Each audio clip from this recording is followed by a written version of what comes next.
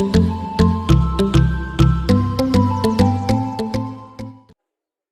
Friends, तो स्वागत है आप सबका एचएससी गुरु में।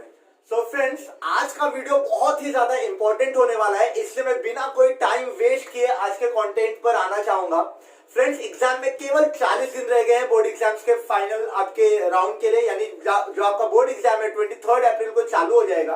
तो सब इस वक्त इंपॉर्टेंट क्वेश्चंस ढूंढ रहे हैं और उसी में आपकी हेल्प करने के लिए मैं आज आपके सामने लेकर आया हूं केमिस्ट्री 2 के हर एक चैप्टर वाइज इंपॉर्टेंट क्वेश्चंस, जो कि आपको आपके एग्जाम में देखने को मिल सकते हैं। बहुत ही हाई प्रोबेबिलिटी है कि जितने क्वेश्चंस मैं दे रहा हूं, मैक्सिमम क्वेश्चंस आपको उसी के अंदर से देखने के मिलेंगे।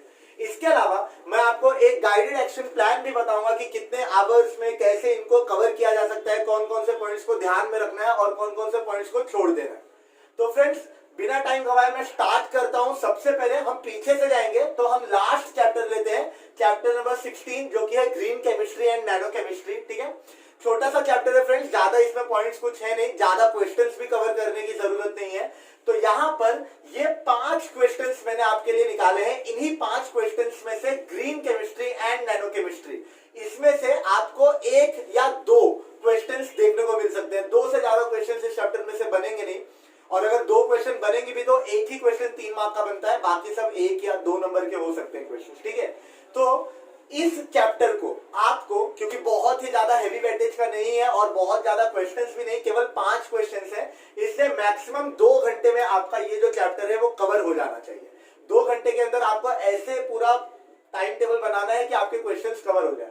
सबसे पहला क्वेश्चन है, explain any 3 principles of green chemistry. ठीक है, ग्रीन केमिस्ट्री के फ्रेंड्स आपके टेक्स्ट बुक में 10 प्रिंसिपल्स दिए हुए हैं, लेकिन एग्जाम में 3 मार्क्स से ऊपर के क्वेश्चंस बनेंगे ही नहीं, तो आपको केवल और केवल 3 ही प्रिंसिपल्स याद करने हैं।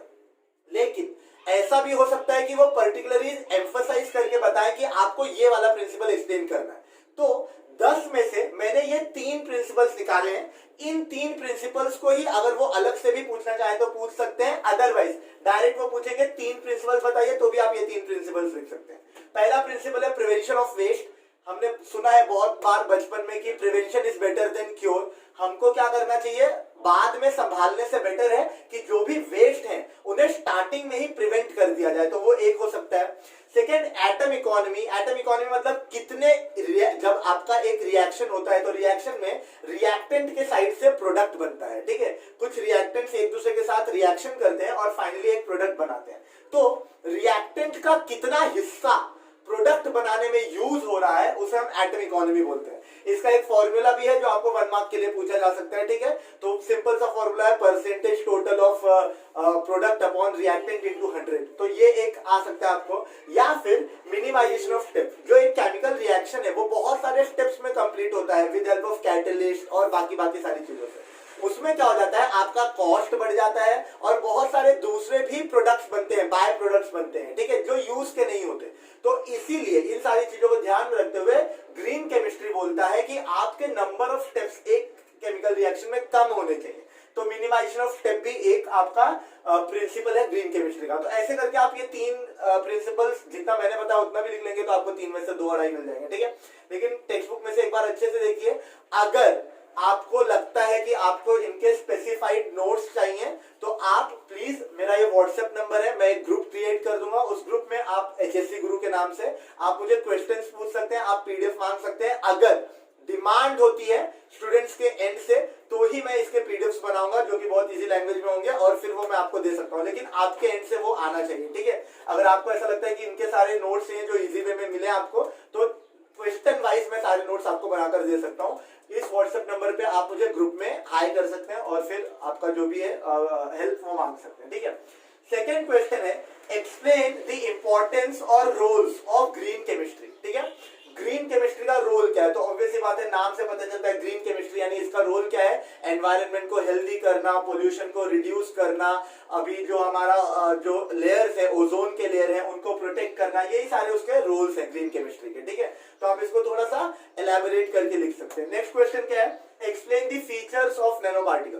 तो नैनो पार्टिकल के भी 5 या 6 फीचर्स दिए हुए हैं, उनमें से एक कट है शायद आपके सिलेबस में से, लेकिन मैं आपको बोलूंगा 3 ही आप फीचर्स करें, कलर, सरफेस एरिया और कैटालिटिक प्रॉपर्टी। ठीक है, कैटालिटिक एक्टिविटी यानी कैटलिस्ट जो रिएक्शन का रेट बढ़ा देता है लेकिन रिएक्शन में पार्टिसिपेट नहीं करता, ठीक है, खुद नहीं जाता।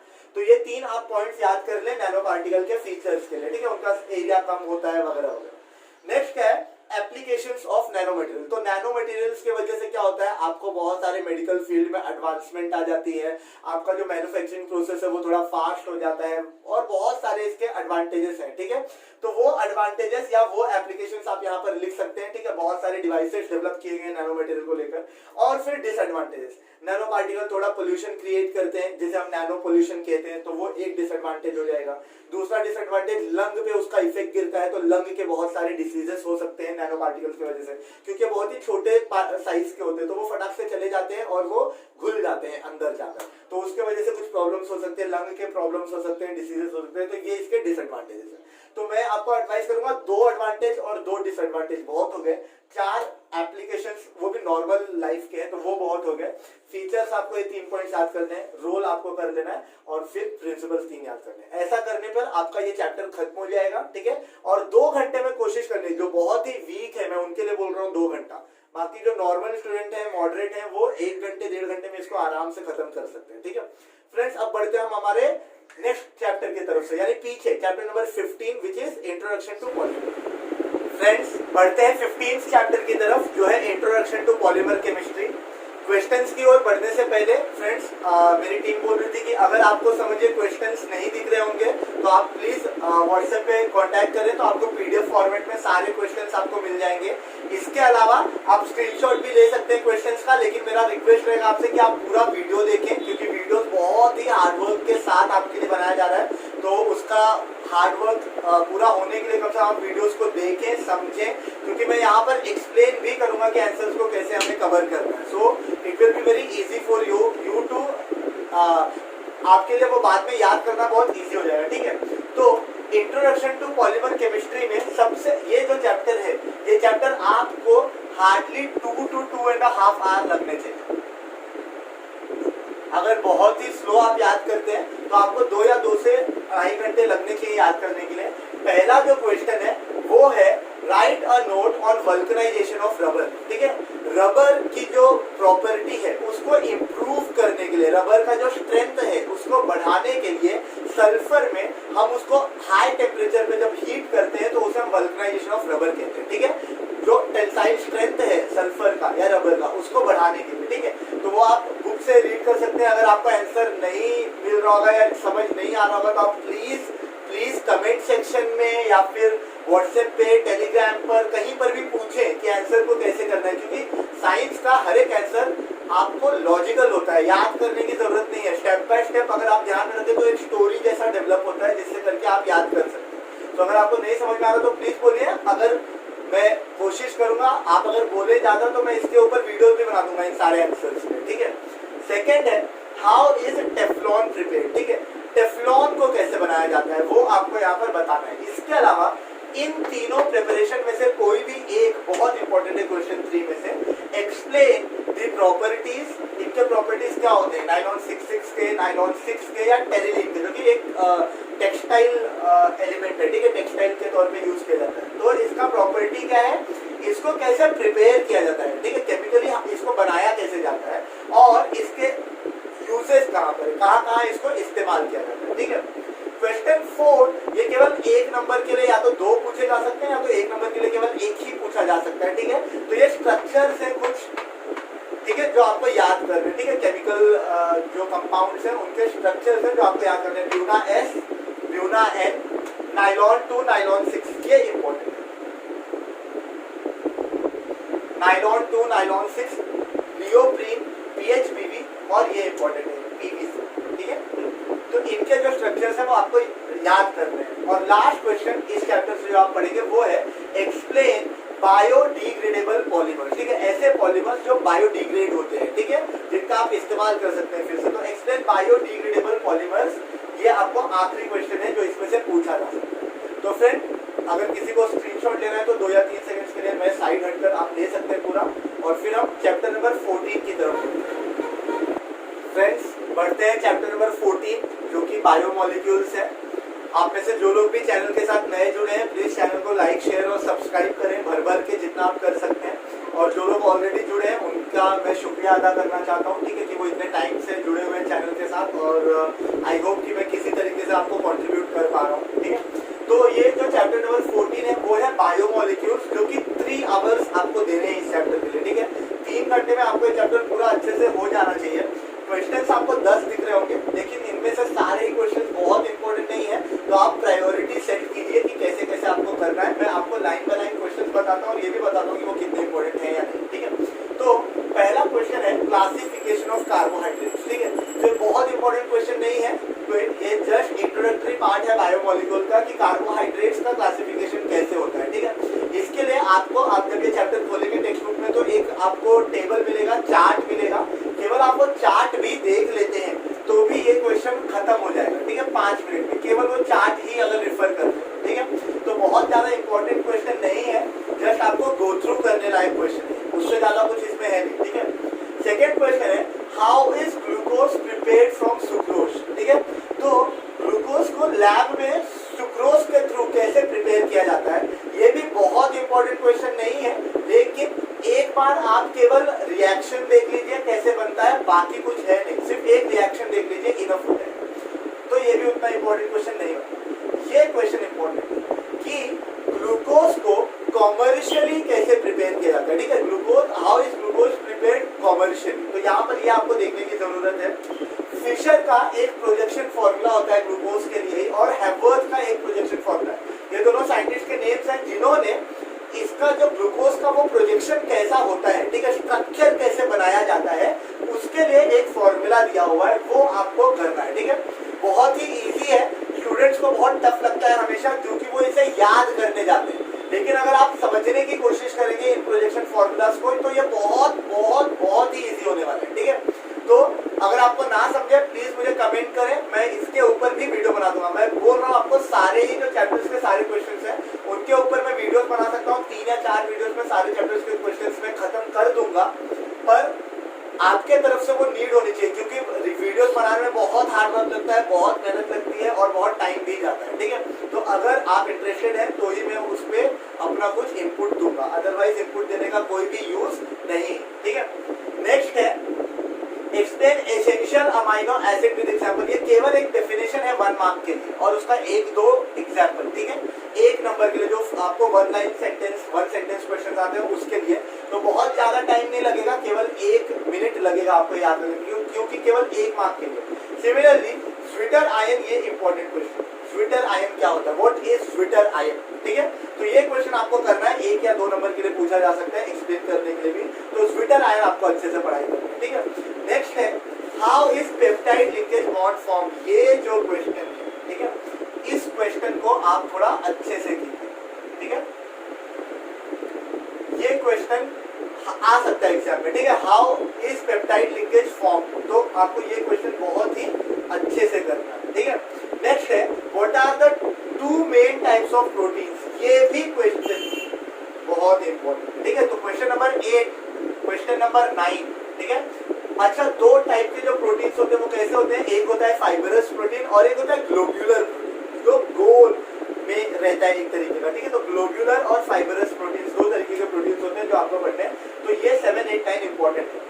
लास्ट है एक्सप्लेन वैटसन-क्रिक मॉडल ऑफ डीएनए, ठीक है। देखिए ये जो क्वेश्चन है ये आपको बायो 1 में मिलेगा, ठीक है। आपका जो बायो 1 है, बायो 1 का जो चैप्टर नंबर है आपका आई गेस मॉलिक्यूलर या जेनेटिक बेसिस ऑफ इनहेरिटेंस, ये क्वेश्चन चैप्टर है शायद, ठीक है।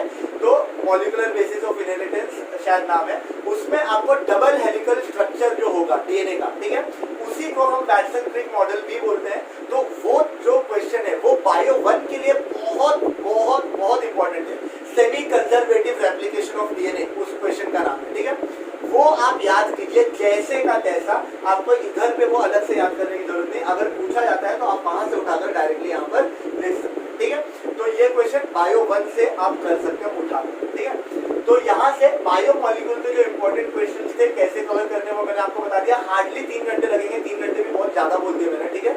आपको सब याद रखिए। केमिस्ट्री 2 थोड़ा सा टफ है क्योंकि क्वेश्चन थोड़े ज्यादा दिखते हैं, लेकिन केमिस्ट्री 2 में ज्यादा एक्सप्लेनेशन देने की जरूरत नहीं, आपने एक रिएक्शन लिखा, उसका 1-2 लाइन में एक्सप्लेनेशन लिखा, इनफ हो जाता है। 2 मार्क 3 मार्क के क्वेश्चन रहते हैं, ठीक है। तो ज्यादा टाइम लगेगा नहीं अगर आप याद करने बैठे। अब हम पढ़ते हैं अपने नेक्स्ट चैप्टर। फ्रेंड्स बढ़ते हैं चैप्टर नंबर 13 जो कि है अमाइंस। तो अमाइंस का जो पहला 5 क्वेश्चन इस चैप्टर से निकाले गए जो कि इंपॉर्टेंट लगते हैं मुझे। 1 आवर, ठीक है, 1 आवर में आई गेस ये कंप्लीट हो जाएगा अगर आप अच्छे से बैठेंगे तो। पहला जो क्वेश्चन है वो कंप्लीटली थ्योरेटिकल है। What is Gabriel phthalimide synthesis, ठीक है, पहला क्वेश्चन है what is Gabriel phthalimide synthesis. दूसरा क्वेश्चन देखिए यहाँ पर हॉफमैन के 3 या 4 अलग अलग सिंथेसिस या मेथड्स बताए हुए हैं। उनमें से जो 2 इंपॉर्टेंट मुझे लगते हैं, मैंने वो 2 इंपॉर्टेंट यहाँ पर लिए हुए हैं जो आ सकते हैं आपके एग्जाम में। पहला है explain Hofmann degradation method of amines और दूसरा है what is Hofmann's exhaustive alkylation, ठीक है। यहाँ पर अल्काइलेशन और यहाँ पर अमाइंस को कैसे हम प्रिपेयर करते हैं डिग्रेडेशन मेथड से, ठीक है, कैसे हम अमाइंस पाते हैं 1 डिग्री 2 डिग्री या 3 डिग्री अमाइंस, ठीक है। नेक्स्ट है अमाइंस नाइट्रस एसिड के साथ कैसे रिएक्ट करते हैं, ठीक है।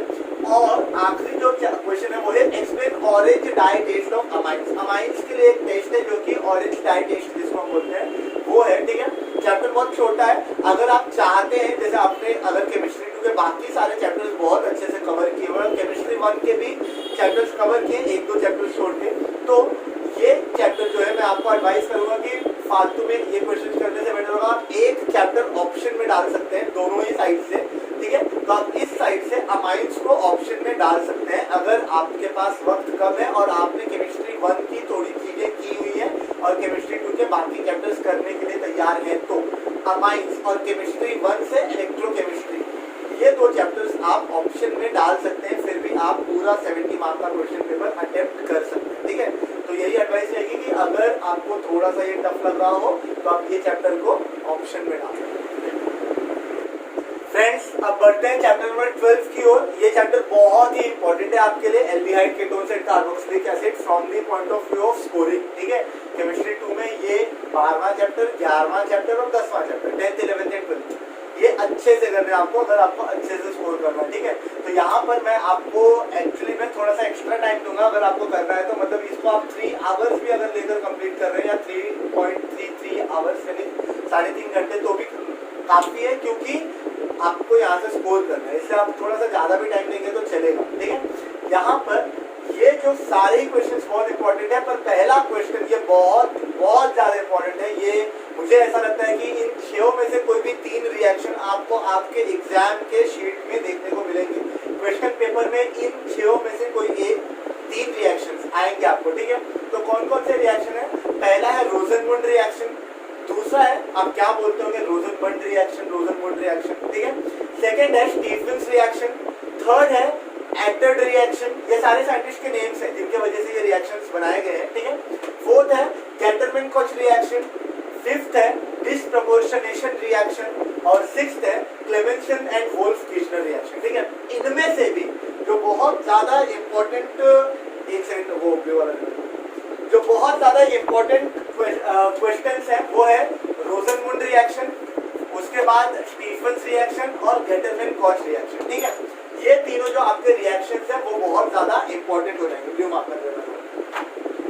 तो ये तीनों क्वेश्चंस आपको बहुत इंपॉर्टेंट है, ये आपको एग्जाम में देखने को मिल सकते हैं, ठीक है। नेक्स्ट क्वेश्चन है how is carboxylic acid prepared from acyl chloride and anhydride, ठीक है।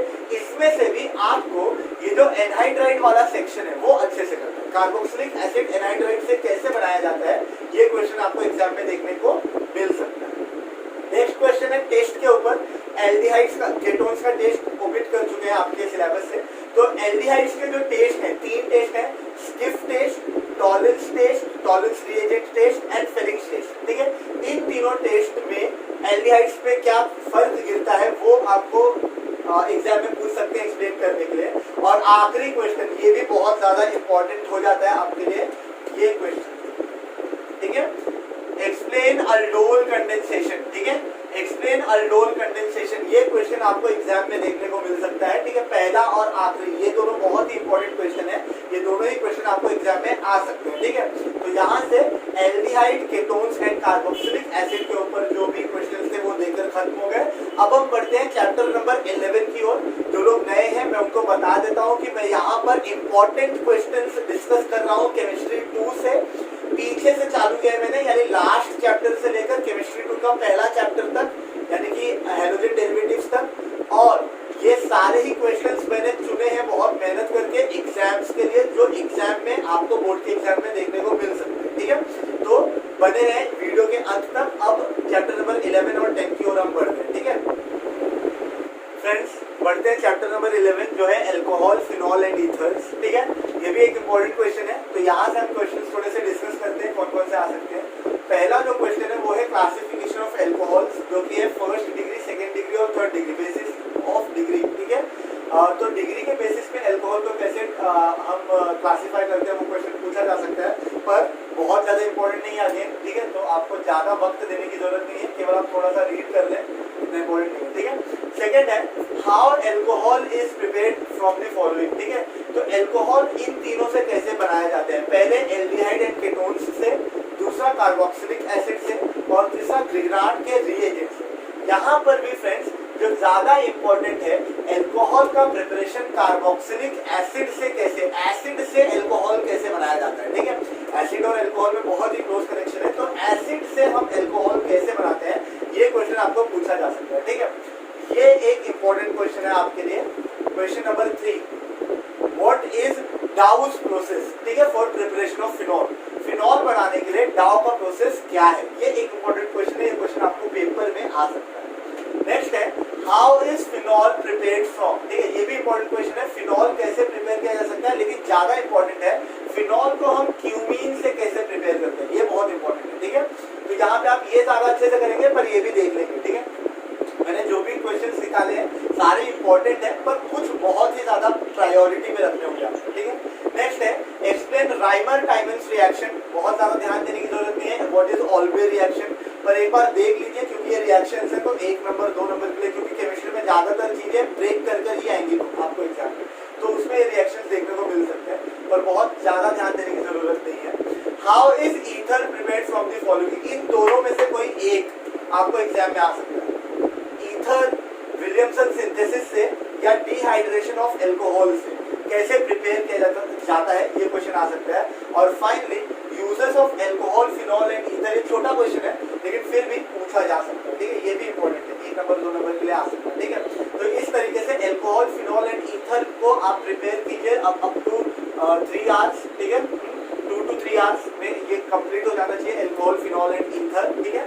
अब हम बढ़ते हैं केमिस्ट्री 2 के लास्ट, यानी कि आपके लिए टेक्स्ट बुक का पहला चैप्टर, मेरे लिए इस पूरे सेशन का लास्ट चैप्टर, ठीक है, जो कि है हैलोजन डेरिवेटिव्स, ठीक है फ्रेंड्स। आ गए हम इस सेशन के लास्ट पार्ट पर, जहां हम चैप्टर नंबर 10 पे डिस्कस करेंगे कौन से क्वेश्चंस इंपॉर्टेंट है हैलोजन डेरिवेटिव्स से, ठीक है। तो 5 ही क्वेश्चंस निकाले हैं मैंने इस चैप्टर से। पहला है what is Finkelstein reaction and Swarts reaction, ठीक है, ये आपको सैंडमेयर रिएक्शन से पहले आपके टेक्स्ट बुक में देखने को मिल जाएगा, Finkelstein reaction and Swarts reaction, ठीक है, तो ये आपको करना है। सेकंड है कायरल कार्बन एटम या एनोशियमर, ये डिफाइन करने के लिए आपको पूछ सकते हो, ठीक है। थर्ड है लैक्टिक एसिड की ऑप्टिकल एक्टिविटी कैसी होती है, लीवो डेक्स्ट्रो, जो आपका super impossible, non super impossible image बनता है, वो लैक्टिक एसिड के केस में कैसे काम करता है, ठीक है। और सबसे इंपॉर्टेंट, देना जरा वापस, सबसे इंपॉर्टेंट जो क्वेश्चन होगा वो होगा SN1 मैकेनिज्म और SN2 मैकेनिज्म। इस साल इन दोनों में से कोई भी एक मैकेनिज्म, स्पेशली SN2 मैकेनिज्म, ठीक है, ये आपको एग्जाम में आ सकती है, ठीक है। SN2 मैकेनिज्म एक्सप्लेन करने के लिए पूछ सकते हैं वो, ठीक है। सब्स्टिट्यूशन, न्यूक्लियोफिलिक 2 मैकेनिज्म और 1 मैकेनिज्म, ठीक है। और फाइनली इनमें वो डिस्टिंग्विश बिटवीन भी पूछ सकते हैं SN1 और SN2 में, ठीक है। तो फ्रेंड्स इस तरीके से केमिस्ट्री 2 के हर एक चैप्टर का जो बहुत ही इंपॉर्टेंट क्वेश्चंस था वो हमने ऊपर से मोटा मोटा थोड़ा निकाल लिया, देख लिया, और अब इसको अगर आप प्रिपेयर करते हैं, ये अराउंड 45 to 50 क्वेश्चंस है, अगर आप इसे बहुत अच्छे से प्रिपेयर कर लेते हैं तो आपके फाइनल एग्जाम्स में केमिस्ट्री 2 के पार्ट से तो जरूर अच्छे मार्क्स आ जाएंगे, ठीक है। तो फ्रेंड्स इसी के साथ ये वीडियो केमिस्ट्री 2 का खत्म होता है। आपको कैसा लगा, आपको ये इंपॉर्टेंट कैसे लग रहे हैं, आप कैसे प्रिपेयर करेंगे, आपकी तैयारी कैसी होगी, प्लीज मुझे कमेंट करके बताएं। मुझसे अगर कोई हेल्प चाहते हैं तो उसके लिए भी मैं ओपन हूँ, आप मुझसे हेल्प मांगे so that we can move forward, ठीक है। और बस फिर हम मिलते हैं अगले सेशन में, जहां पर मैं और भी किसी सब्जेक्ट का इंपॉर्टेंट लेकर आऊंगा आप लोगों के लिए। आपका अगर कोई डिमांड है तो आप जरूर बताएं कि कौन सा सब्जेक्ट आपको टफ लग रहे हैं और किन के आपको नोट्स या इंपॉर्टेंट चाहिए। तो मिलते हैं अगले लेक्चर में फ्रेंड्स। वीडियो में बने रहने के लिए धन्यवाद।